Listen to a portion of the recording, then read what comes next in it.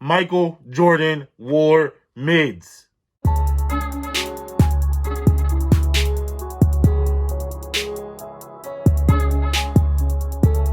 YouTube, what is up? It is the anonymous Sneakerhead, the most mysterious sneaker YouTuber in the game, back with another video for you guys today, man. And you guys read the title, you saw the thumbnail, you know what it is. Michael Jordan wore mids. Not really, but I'm gonna get into that in a little bit. You know what I'm saying? A lot of people are trying to say he wore mids, this, that, and the third. And they have pictures and videos and proof and all of that. But I'm gonna get into that. Before we get into that though, man, if you are new here, make sure that you go ahead, hit that subscribe button, join the anonymous Sneakerhead family, join the channel. Also take the 2 seconds if you want to support the channel to go ahead and smash that like button. Really helps with the algorithms and helps bring more people to the channel. And then last but not least, if you feel like it, make sure you go ahead and follow the Instagram at anonymous Sneakerhead. You get a lot of information up there for his polls, stories, questions, kicks of the day, all of that stuff. And then one more thing before I get into the video, man. So we all know that this coming Saturday, what's today's date? Today is the 4th, so 5/6. We all know that this coming Saturday, March 6th, we are getting the Air Jordan 1 UNC. Probably the most hyped sneaker of the, not even probably, the most hyped sneaker of the year so far up to this point. A bunch of people are going to be trying to get pairs. There was early exclusive access a couple weeks ago. I didn't get that exclusive access, but it is what it is, because I kind of knew I wasn't going to get it because I got it for the toe page 4s. I would have been shocked if I got it for both. But a lot of people are going to be trying to get their pairs, man. Yesterday, at least at the time I'm recording this video, not sure the day that I'm going to drop it, but yesterday, people were going crazy, myself included, trying to get into the Finish Line app to check out their raffles. The whole app crashed because everybody's trying to check their raffles at the same time. I didn't get my pair, but at the very least, if I don't get a personal pair, which to be honest with you guys, I personally don't really want these shoes. I want the 4s that are coming out in April. If I got these, I would have just, honestly, I would have held them as trade bait. You know what I mean? I would have held them. If I didn't get the 4s when they came out, I would have traded them for the 4s.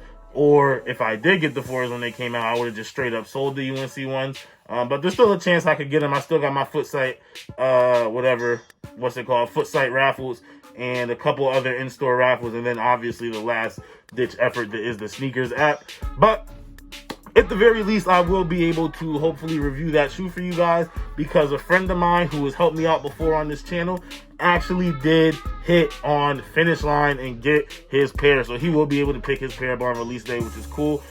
He's just moved a little further away from me, so I don't know if I'll be able to get the video for you guys on release day. I'll try to, but it is what it is, man. We are going to see. Just one quick thing about this dude too before I get into the video. He hits on everything. I don't know how he hits on everything. He obviously just hit on these UNC ones. He hit on Sneakers app with the off-white 5s that I reviewed. The white ones, those were his. He got the Hair 6s early with the early access. So when I did the early review of the Hair 6s, those were his.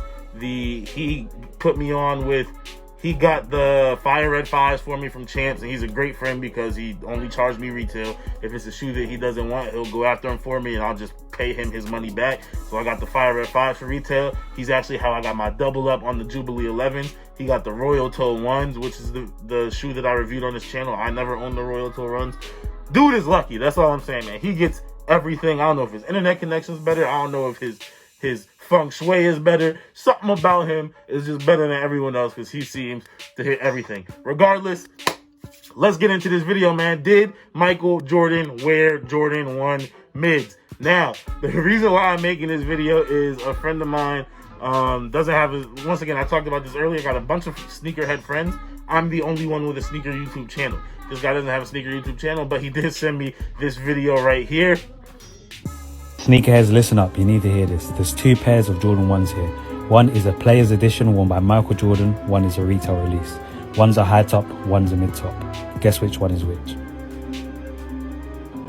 And as you guys can see in that video, a bunch of people are trying to say, oh, Michael Jordan wore mids. Mids are straight, mids are this, mids are that. Michael Jordan never wore mids. Even in that video, the shoe that they have from 1985, the game-worn pair of Michael Jordan shoes, is not a mid. And everyone says, well, it looks like a mid. Why does it look so different than the other one? You guys got to remember, that's an old sneaker. He has a 2015 pair of Chicago ones next to a 1985 pair of Chicago ones. Also, the 1985 pair of Chicago ones was played in, so the ankle was squished down and closed and all of that. And it's just an older shoe. Shoes shrink and disfigure with age. And then he had a brand new pair of 2015s. That's 100% not a mid. And how do I know that for sure? Where you're like, well, you don't know how the shoe shrunk or whatever. I'll show you guys, because for whatever reason, I feel like a lot of people don't know the difference between a mid and a high. And it's a really simple difference. It's really easy to tell. And I'm going to get into that right now. So I'll show you guys a high first. I just grabbed two random, one high, one mid. When you look at the high, right, every Jordan 1 has these 3 holes at the bottom that's separated right here. And they also have the 2 holes at the top that are separated right here. But you could tell if it's a mid without even looking at the height of it, without sitting them next to each other, if you look at the middle eyelets right here. So as you can see, we get 1, 2, 3, 4 eyelets right here. There's 4 holes in between the bottom 3 and the top 3 right there on the Jordan 1 high. Right now, if you look at a Jordan 1 mid, we have the bottom 3, we have the top 2, but if you look at the panel in between, we have, where is it? Okay, there we go. We have 1, 2, 3 holes. That's the difference. The only difference is 1 eyelet, and that's where the height comes from, because everyone's like, they look pretty similar. What's the difference in the height? Where does the height come from? The middle eyelets, you see how this one goes back a little bit right here? Like it kind of goes back a little bit. You know what I'm saying? That's the 4th one right here. This one doesn't have that 4th one. It does have the little area where it goes back a little bit, but there's no eyelet there, right? But that being said, yo, I personally don't get the Jordan 1 mid hate. Some Jordan 1 mids are fire. These personally right here are fire. The Maison Chateau mids, part of the Fearless.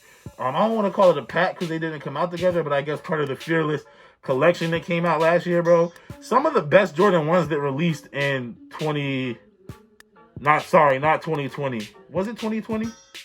Was the Fearless pack last year? I think I'm losing my mind right now. No, the Fearless pack wasn't 2020. It was 2019. It was 2019 when these came out. I just had to work that out in my mind. Anyways, 2019 when the Fearless packs came out, the Fearless collection came out, we had a bunch of dope Jordan 1 mids. We had these, which to me is honestly, in my opinion, the second best of all of the Fearless collection. I'll tell you what the best one is in my opinion a little bit later, but these to me are the second best in the Fearless collection.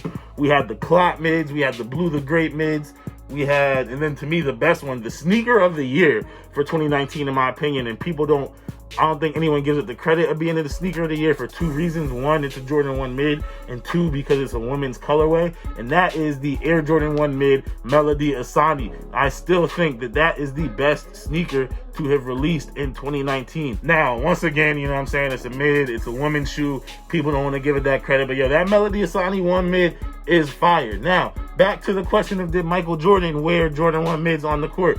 From the video that I just showed you guys right there, if you zoom in right there, you can see that the guy is trying to hide the fact that, like I mentioned right here, there's the 4 eyelets, and the shoe that Michael Jordan wore was obviously worn and plated and squished down, kind of.